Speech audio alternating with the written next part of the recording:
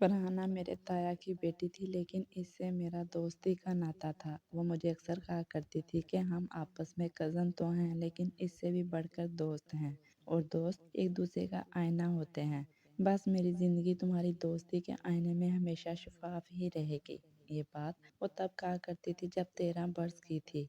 ये वो उम्र होती है जब लड़कियां अमूमन अपने सपनों का तख्त सजाती संवारती हैं, और इस पर किसी मनमोहने को शहजादा बनाकर बिठा लेती हैं और खुद को इसकी मलका तस्वर करने लगती हैं। लेकिन फरहाना के ज़हन में ऐसा कोई ख्याल नहीं था। इसका ज़हन बहते चश्मे की तरह साफ शफाफ था।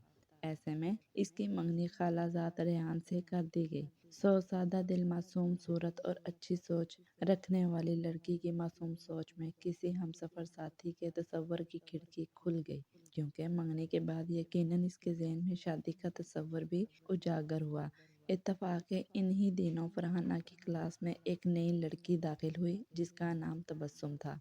इस लड़की से फरहाना की दोस्ती हो गई। ये लड़की बहुत ऊंचे ख्वाब देखने की आदी थी। इसने ही फरहाना के दिमाग में ये बात डाली कि तुमने कहाँ गरीबों में मंगनी करवा ली है, सारी उम्र छोटी छोटी खुशियों को तरसोगी। अब भी वक्त है, रेहान से शादी से इनकार कर दो। मेरी कज़न इसकी बातें सुनती और चुप रहती। तबस्सुम से इसकी दोस्ती इतनी बढ़ गई कि वो फरहाना के घर भी आने जाने लगी। एक रोज़ वो आई तो इत्तेफाक रेहान भी आया हुआ था। तबस्सुम ने रेहान को देखा और बुरा सा मुंह बना लिया। जब वो चला गया तो इसने फरहाना के खूब कान भरे कि तुम तो बड़ी बेवकूफ़ हो।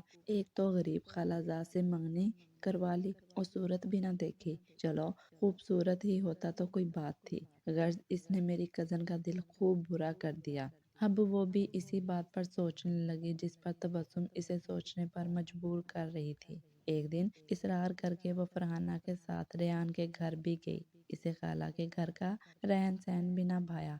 जाहिर है कि वो लोग मतवस्त तबके से थे, तो रहन सहन भी अपनी हैसियत के मुताबिक रखा हुआ था। अब वो हर वक्त यही कहती कि रेहान तुम्हारे काबिल नहीं है फरहाना, देखो तो तुम कितनी खूबसूरत हो। तुम्हारे लिए अमीर और खूबसूरत लड़कों की कमी नहीं है। लड़कियों को ऐसे घर में शादी करना चाहिए जो इसके ख्वाबों के ऐन मुताबिक हो। ऐसे घर का इंतखाब करें, ख्वाब और खुशियाँ जहाँ पूरी हों। तबस्सुम के ये ख्यालात तो दरअसल अपने मुतल्लिक थे, लेकिन वो रफ्ता रफ्ता फरहाना को भी फरेब की इस वादी में ले गई। यूं मेरी कज़न हकीकतों से दूर होती गई। अब जब मैं इसे मिलती, वो कहती सारा, मैं रेहान से शादी करके अपनी ज़िंदगी मुफलिसी की मिट्टी में मिलाना नहीं चाहती। मैं समझाती कि वो नेक लड़का है, काबिल है, कमाऊ है। क्या हुआ कि अभी छोटी पोस्ट पर है, उम्र भी तो इसकी कम है। रफ्ता रफ्ता तरक्की करके बिलाकर एक रोज़ बड़े ओहदे तक पहुंच जाएगा। तुम्हारे खालू जिसके हलाल कमाते हैं तो दौलत की रेल पेल नहीं है,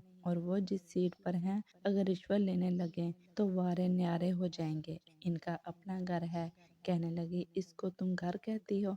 5 मरले का भी कोई घर होता है? ना लॉन ना खुला सहन, उफ, मेरा तो दम घुट जाएगा वहाँ। मैं सच कहती हूँ कि रेहान से शादी नहीं करूँगी, क्योंकि जिस शरीके सफ़र की शख्सियत मेरे ख्यालों में समा गई है वो रेहान नहीं कोई और है। कौन है वो? मैंने पूछा। कहा कि वो कौन है नहीं जानती, क्योंकि मैंने खुद भी इसको अभी तक नहीं देखा है। फरहाना के वालिद बिजनेसमैन थे। इनका कपड़े का काम था। वो होलसेल का काम करते थे, एक फैक्ट्री भी थी। मेरी कज़न बंगले में रहती थी, फिर भी इसके वालिदैन को अपने से कम हैसियत रिश्तेदारों से लगाव था, और वो दिल से इनका एहतराम करते थे। उन्होंने बेटी का रिश्ता अगर रेहान को दिया था तो कुछ सोच समझ कर ही दिया था। रेहान खूबसूरत और फरमाबरदार लड़का था, मुस्तकबिल में तरक्की के रोशन अमकान थे। लेकिन फरहाना तो बस अब अपने बड़े घर से भी ज़्यादा बड़े घर में जाना चाहती थी, और मैं हैरान होती थी कि इसे क्या हो गया है। मैंने इसको बहुत समझाया, मगर तबस्सुम की दोस्ती इसके साथ चढ़कर बोल रही थी, सो वो मेरी बातों को खातिर में नहीं लाती थी। इन्हीं दिनों रेहान की अम्मी ताया के घर आईं।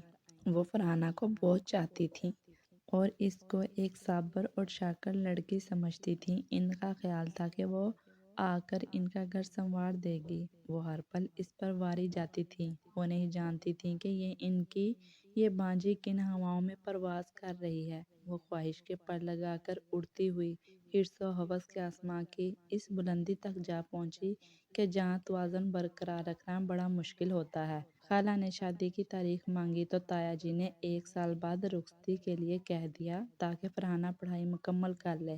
خالہ یہ کہہ کر چلی گئیں کہ ٹھیک ہے، ہم 1 سال انتظار کر لیں گے، مگر میں سال بعد بارات لے کر آؤں گی۔ ان کے جانے کے بعد وہ میرے پاس آئی، بولی کہ خالہ نے شادی کی تاریخ مانگی ہے، میں بہت پریشان ہوں۔ اس میں پریشانی والی کون سی بات ہے؟ یہ تو خوشی کی بات ہے کہ تمہاری شادی ہو رہی ہے۔ وہ بولی سب کچھ جانتے بوجھتے تم میرے زخموں پر نمک چھڑک رہی ہو۔ اچھا تو پھر تم سیدھے جا کر اپنی ماں سے بات کر لو اور جرت کے ساتھ جو تمہارے دل میں ہے کہہ گزرو۔ انہی دنوں میرے ایک کزن کی شادی تھی، سو ہم ملتان چلے گئے۔ وہاں شادی کے ہنگامے میں فرحانہ کا خیال نہ رہا، میں نے ملتان سے اس سے رابطہ نہ کیا، ہمیں وہاں 15 دن لگ گئے۔ اس دوران جانے کیا بات ہوئی کہ تایا جان نے اس کی شادی کی تاریخ طے کر دی۔ میں واپس آ کر اس سے ملی، وہ بہت پریشان تھی۔ پریشانی کس نادان کو لاحق ہو تو بنے بنائے کام بھی بگڑ جاتے ہیں اور انسان عجلت میں کوئی غلط قدم بھی اٹھا لیتا ہے۔ اس نے بھی پریشانی میں ایک غلط شخص کا انتخاب کر لیا تھا۔ بے شک وہ اس کے والد کے انڈر کام کرتا تھا، لیکن فرحانہ کے لیے تو ایک بند کتاب کی مانند تھا۔ اس کا نام عادل تھا اور تایا جی کی فیکٹری میں مینجمنٹ کا کام سیکھ رہا تھا۔ یہ ان کے بزنس پارٹنر کا لڑکا تھا اور کبھی کبھار کسی کام سے گھر پر بھی ان کے پاس آ جاتا تھا۔ ایک روز وہ گھر آیا، تایا گھر پر نہ تھے، بلکہ سارے گھر والے بھی کسی تقریب میں گئے ہوئے تھے۔ پیپرز کی تیاری کے باعث فرحانہ گھر پر تھی۔ عادل نے دستک دی، فرحانہ نے دروازہ کھولا اور پہلی ہی نظر میں اس خوبرو نوجوان کے حسن و جمال سے متاثر ہو گئی۔ اس کو خبر تھی کہ یہ اس کے والد کے شریک کاروبار کا اکلوتا بیٹا ہے، بہت مالدار گھرانے سے ہے۔ سوچا اب تک اس کے بارے میں کیوں غافل تھی، کبھی اس کو غور سے دیکھا بھی نہیں، کیوں آج کے دن ہی اس کی شاندار شخصیت کا سحر محسوس کیا۔ تبھی اس کے دل نے عادل کا انتخاب کر لیا، شاید اس لیے کہ ریان کے ساتھ شادی سے بچنا چاہتی تھی۔ اس تیز ترار لڑکے نے فرحانہ کی نظروں میں اپنے لیے پسندیدگی کے احساس کو بھانپ لیا۔ اس روز تو وہ چلا گیا کہ گھر میں کوئی نہ تھا۔ اکیلی ہونے کے سبب فرحانہ نے آنے کے لیے نہ کہا، لیکن بعد میں وہ تایا جی کا کھانا لینے کے بہانے آنے لگا۔ جس روز ڈرائیور ان کے دیگر کاروباری کاموں میں مصروف ہوتا تو عادل کھانا لینے آ جاتا، کیونکہ اس کے پاس اپنی گاڑی تھی۔ کھانا فرحانہ پیک کر کے دیتی، اس طرح ان دونوں کی آپس میں بات چیت ہو جاتی۔ پہلے ہفتے میں 1 آدھ بار آتا، پھر روز آنے لگا۔ شاید تایا اس پر زیادہ اعتبار کرتے تھے، کیونکہ بعض نوکر کھانے کو راستے میں چکھ بھی لیتے تھے۔ ایک دن عادل آیا تو گھر میں کوئی نہ تھا، تبھی فرحانہ نے اس کو گیسٹ روم میں بیٹھنے کو کہا، کیونکہ وہ باہر کی جانب تھا۔ اس نے پوچھا آنٹی کہاں گئی ہیں؟ وہ برابر میں گئی ہیں، فرحانہ نے جواب دیا۔